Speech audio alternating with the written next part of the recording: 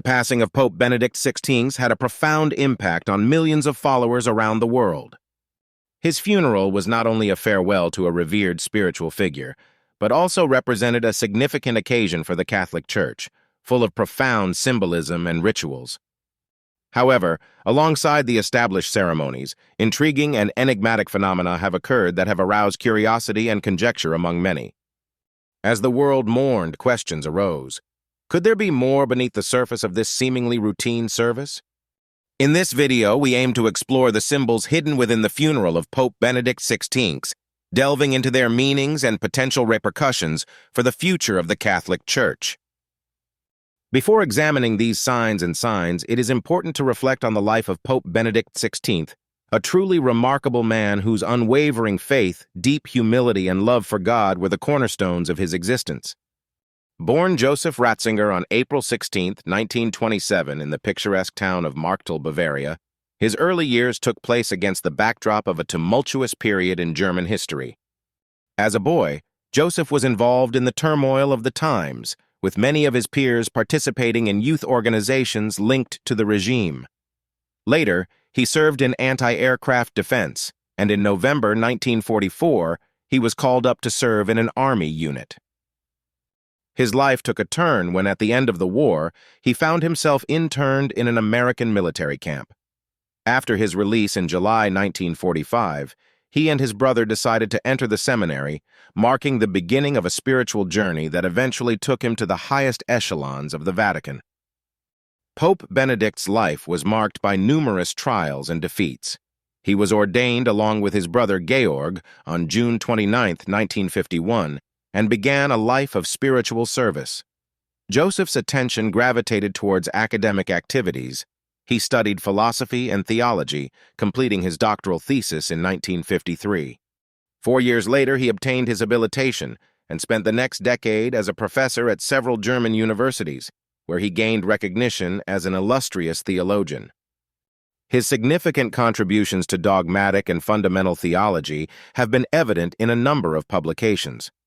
In 1977, Pope Paul VI appointed him Archbishop of Munich and Freising and elevated him to cardinal. But it was in 1981 that its trajectory changed drastically. Pope John Paul II called him to Rome, appointing him prefect of the Congregation for the Doctrine of the Faith.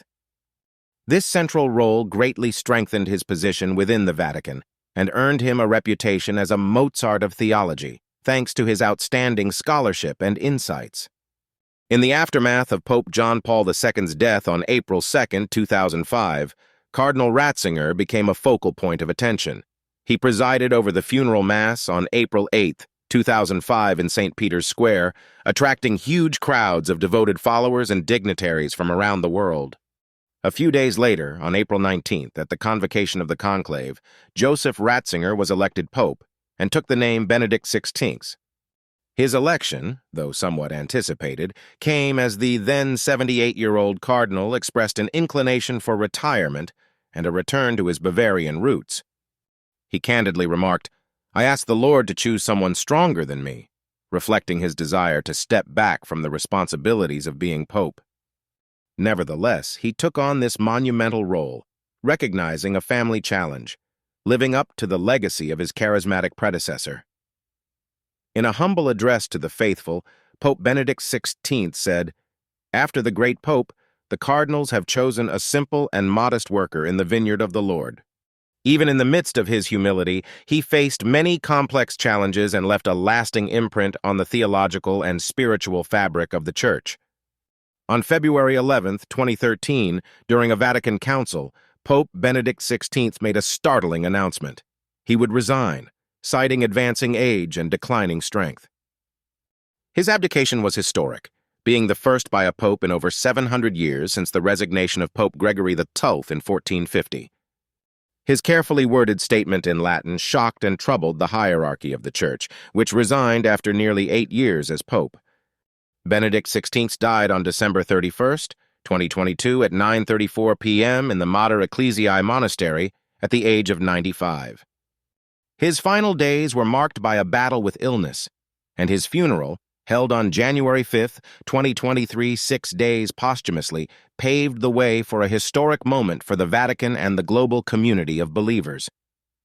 After the death of Pope Benedict XVI, many participants noticed particular symbolic events during the funeral rites.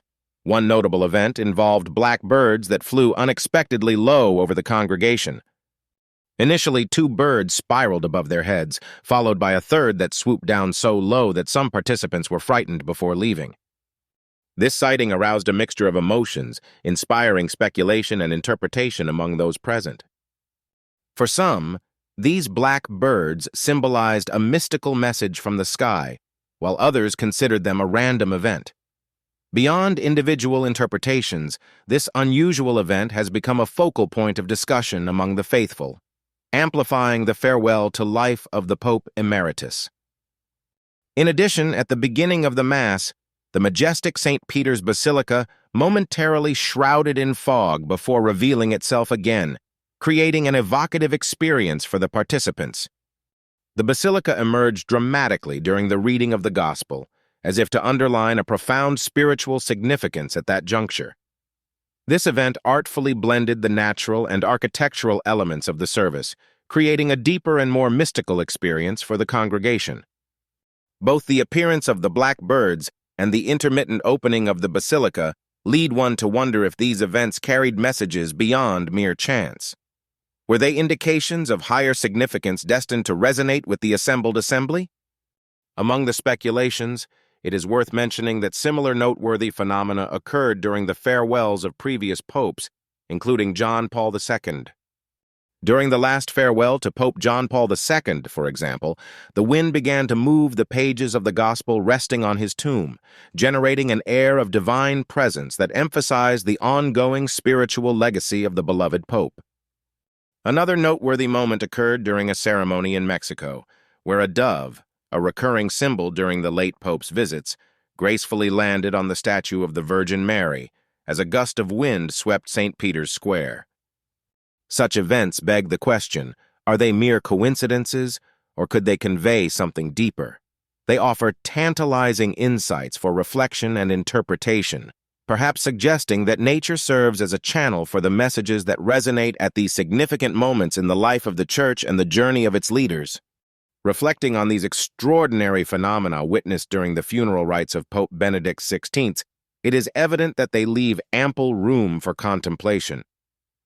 Are these manifestations of natural forces simply outlandish accidents, or do they embody a deeper spiritual connection? We invite you to share your thoughts and interpretations in the comments section. Thank you for joining us in this exploration not only of the life of Pope Benedict XVI, but also of the unexpected symbolic events surrounding his funeral. We hope you found our discussion challenging and insightful. If you would like to stay up to date on similar explorations, please like this video and subscribe to our channel. Your encouragement means everything to us.